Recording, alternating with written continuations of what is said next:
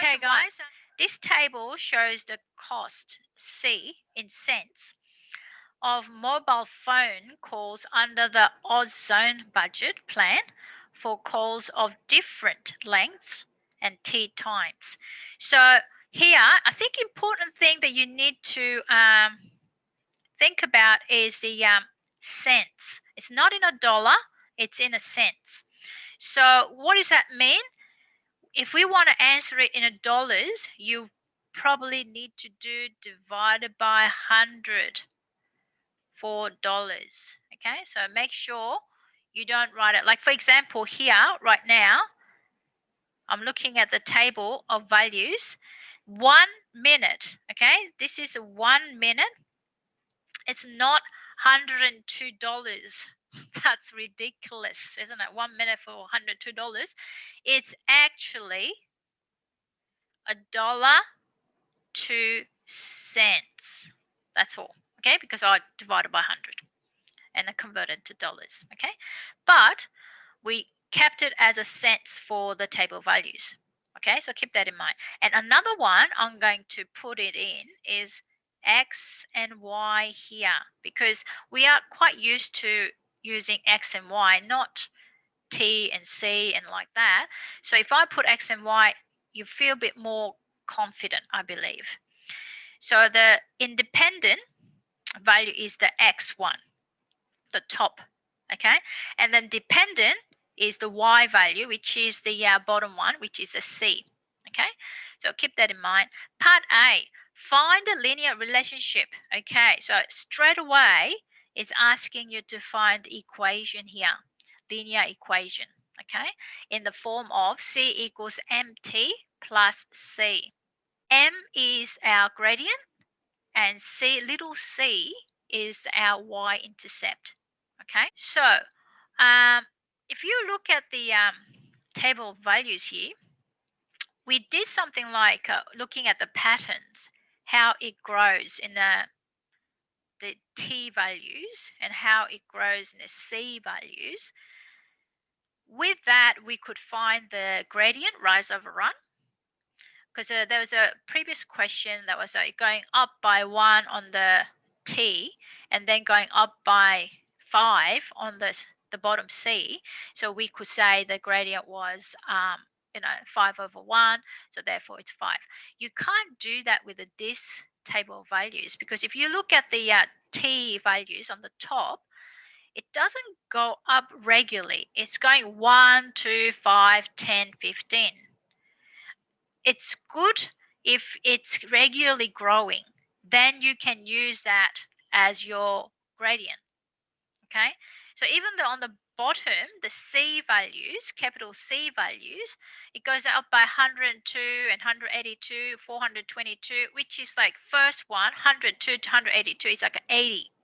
But then 182 to 422, it's like 240, jumps up. So it's not really regular. We can't use that. It's not constant. So what else can we do to find gradient? Okay, we need to find the gradient first and then find the y-intercept using one of the points there. So again, with the gradient, we need to find the points. 2 points. I need 2 points to do the gradient, all right? Because it says y2 minus y1 over x2 minus x1. Now, I am going to just pick first 2 points here. 1 and 102. And then I'm going to pick 2 and 182. So there's 2 points I picked up. And I'm going to use those 2 points to find the gradient, which is a little m here. Now, do you remember the gradient formula? y2 minus y1. So y2 is this one, y1 is this one, because this is my first point. That's my second point. Okay, so 182, x2 minus x1. So x2 minus x1 is 2 minus 1. Now, I don't have to worry about the denominator because 2 minus 1 is 1. I will get 80. So that's my gradient. So my equation, linear function, AT t plus little c so far. Okay, but I do need to find little c, and I'm going to use another point, the first one, 1 and 102. That's what I'm going to use. Okay, so I'm going to substitute in that 1 is my t, and 102 is my big C. So I'm going to substitute in there. So 102 equals 80 times 1 plus C. So it'll be, I'm going to put C on my left hand side. It'll be C plus 80 equals 102. And I'm taking 80 away from both sides. Okay, so C, therefore, it'll be 102, take away 80, which is 22. So therefore, C equals 80t plus 22. That's my equation there. Okay, so that's what we got. Excellent. And in cents, remember, it's not in dollars, it's in cents. So make sure you remember that. Now, next one. Part B, if this function was graphed on a number plane, okay, number plane, which variable would be shown on the vertical axis? Now, vertical axis is what? What is it? Y. Okay, so it's like a y-axis, y value. So which one is the y? Here, it's a C, big C is the one. Okay.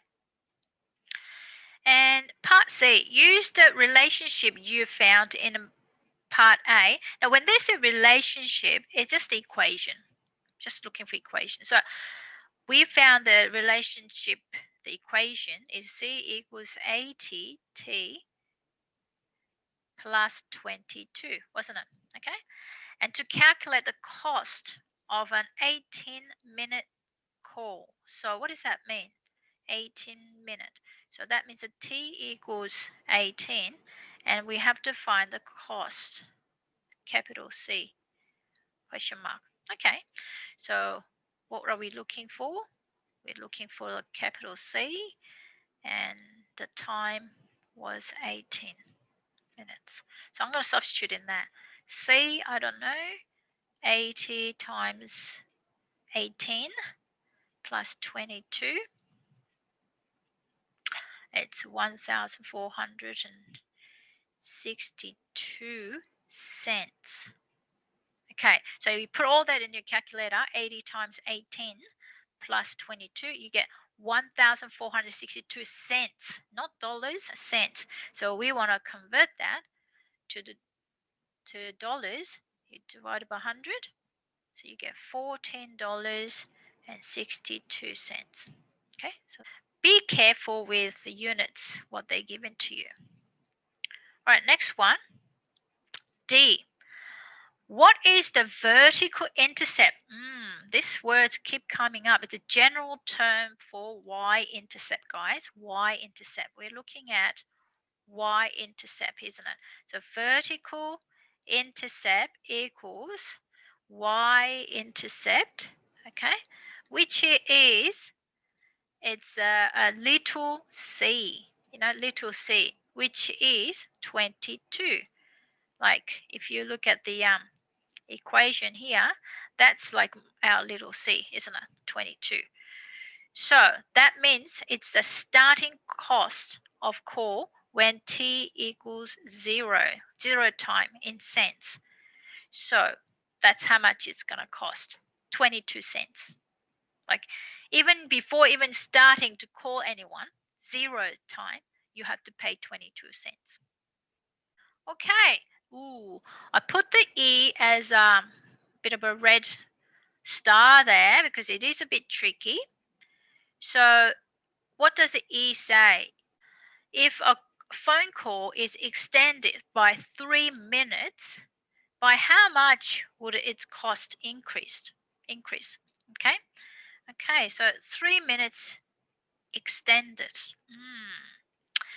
I'm going to have a look at, I'm going to use a table. Okay, with the 5 minutes, okay, 5 minutes It's 422 cents. Now, with the 5 minutes, I can go with a 2 minutes plus 3 minutes, isn't it? And these 3 minutes can be my extended 3 minutes. Okay, so I'm going to have a look at 2 minutes. How much was the 2 minutes in the first place? And then I need to calculate. So let's have a look. 2 minutes, I'll get 182 cents. Okay, and the 5 minutes, I will get 422 cents. Okay, so if I take away 5 minutes to 2 minutes, I'll get 3 minutes cost of extended time. Okay, so that's what I'm going to do. So 422 cents take away 182 cents will give me the 3 minutes cost of 3 minutes. It's 240 cents. So I can say that 3 minutes extended call from the, like I said, so that add up to 5 minutes, it'll be 240 cents. Okay, extra. Okay, so for example, if you're calling for 2 minutes, you were going to call someone 2 minutes, but then you talk more for 3 minutes, then you have to pay 422 cents, isn't it? So what was extra pay that you made? 240 cents for that 3 minutes extra. So that was a little bit tricky. So you need to think carefully about that one. Now, F. F is the question just asking us to find time when the cost is $5.82. Okay, now I'm going to use the formula C equals 80t plus 22. Now, before I do this, this is the whole thing is in cents, isn't it? And this one is not in cents, so it's not going to be working very well. Okay, so I'm going to change this one, 582 cents now. Okay, and then substitute in. So C is 582 equals 80t plus 22. And I'm going to swap this onto my left-hand side. And I'm going to take a 22 on both sides. I'll get 80t equals 560. 560, and then divided by 80, I will get t equals 7 minutes exactly. Okay, so when you talk for 7 minutes, it's going to cost you $5.82. Now, question 2. The value of a notebook computer depreciates according to the formula. Okay, depreciation formula here is anything with electronic, I think, is going to depreciate, and also cars, except for it's, classical car. Okay, so V equals minus 420t plus 1900. As you can see, it's decreasing, isn't it? So it's going to be negative. So you'll have to sort of understand the whole concept. If it's increasing, it's positive. If it's decreasing, it's negative on the gradient. So for example, here we had, here is 80 is positive, isn't it? So if you look at it, everything is going up. Yeah, as a t value goes up, c values goes up because it's a positive. Okay, now just one extra stuff here. This is a linear function, so it's going to be all on the one straight line. Okay, and it's going to go towards the right hand side because it's positive. Okay, and I'm just guessing all these points are on the line here. Like, that's when it was 1 minute, 102, and that was 2 minutes, 182, and so on. Okay, so I'm going to say A, B, C, D, E. So I got point A, B, C, D, E. You need to choose 2 points, isn't it? Now, if I chose A and B here, point A and B, and then I'll just have the gradient of that, okay? And then if I chose D and E, and I have a gradient of that, the gradient is roughly, it's the angle, okay, how steep it is. So the one way of measuring is the angle, okay? You can measure it with the number value, also you can measure it with angle. So if I do that, this angle is going to be same as this angle. So when I choose 2 points from the table values, it doesn't really matter which points, 2 points you're going to choose, you'll end up with the same gradient. Okay, so therefore we know that value, table value, will be going to be smaller, going to reduce. So let's have a look. It says here, copy and complete this table for the formula V equals minus 420t plus 1900. Okay, so I'll put the formula here, and what I've done is I've already done when t equals 1, my V is minus 420. I'm just putting all the t values into little t here. Okay, so these are all the little t, okay, from the table value. And then using calculator, first one I will get 1480. So you can see it's decreasing, isn't it? Because you had a negative gradient. So I'm going to put it all in here. Okay, so that's what we got. Part 2, graph this linear relationship on a number plane. So I put it all the table values from here in terms of like a format template of the points, so it's easier for us to plot. So 1 and 1480, 1 and 1480, or roughly here. It doesn't have to be exact, but it would be nice if you can have exact in there. 2 and 1060, roughly here, very, very small, close to 1000. 3 and 640. Okay, so that's about roughly here. And then 4 and 220. So roughly that's going to go a bit there. So if I sort of join them together, I'm going to, before we do that, please think about where you're going to put your X and Y, which is V and T. So this is my X, that's my Y. So if you put an X and Y next to the T and V, sometimes when you sketch it, number plane, it'd be easier to put your units on the vertical and then horizontal. Now that is like this. If you join them together, so your graph will be like this, and you can see it confirms it that it's a negative gradient because it's going towards the left hand side. Next one, C. Okay, C says, what does the gradient, this is a C here, what does the gradient of this linear function represent? Okay, gradient represents the rate of depreciation in dollars per year. Okay, so that's what gradient is. Okay, D. What was the value of the computer after 2.5 years? We are going to use the formula here.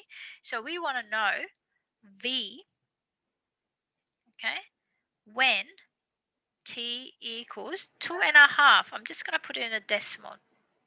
2.5 years.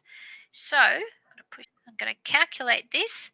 It'll be V equals minus 420 times 2.5 plus 1,900. And put all that in your calculator, you will get $850. So after 2.5 years, you will get $850. Now, what was original? I think that was next question, so I'm not going to say. Part E, it says, what is the original value of the computer? That means when t was 0, when time hasn't started. So when you bought it, how much it was. So I'm going to go V equals minus 420 times 0 plus 1,900, and that whole thing goes to 0. My original value of my laptop is 1,900. Okay, 1,900.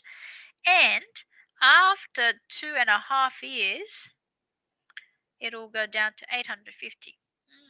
That's not very good, is it? Yeah. So don't buy too expensive laptops, I think. Okay, F. This linear model does not work when t equals 5 and beyond. Like t could be 6, 7, 8, 9, 10, after 5. Why not? Why? Why can't we use 5, 6, 7, 8, 9? Like table value here is stopped at 4. And why can't we go into 4 and afterwards? Because the value V becomes negative. I'll show you. So let's have a look. When t equals 5, what will happen to V? V equals minus 420 times 5 plus 1,900. Now this, when you put it in your calculator, it's actually more than 1,900. So it's minus 2,100. So it becomes minus 200. So your laptop, notebook, becomes negative value. That's not good, isn't it? So it doesn't really work. It's like almost like you owe some money for your old laptop. It doesn't. You don't.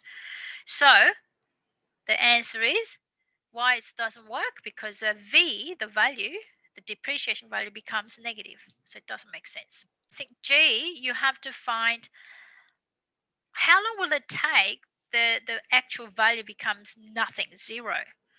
So T, we don't know. And the V, the final value, is 0. So how long will it take for a laptop or notebook to have 0 value? Let's have a look. So 0 equals minus 420 T, we don't know, plus 1,900. So I'm going to move this one to other side because I like to be on them to be on the left. And then I'm going to take 1,900. So minus 1,900 minus 1,900. Okay, so on my left-hand side, I've got minus 420t. The whole thing will be 0. And this will be minus 1,900. And I don't have to worry about these negatives because they're both of them negative. So I'm going to just think about it as 420t equals 1,900. And I'm going to divide it by 420 on both sides. 420 divided by 420. And therefore, my time is 4.523 something, something, something. So roughly 4.5 years, my notebook will value 0. That's all for today's lesson. Hopefully, this will make more sense to you. All right? Okay, well done, people.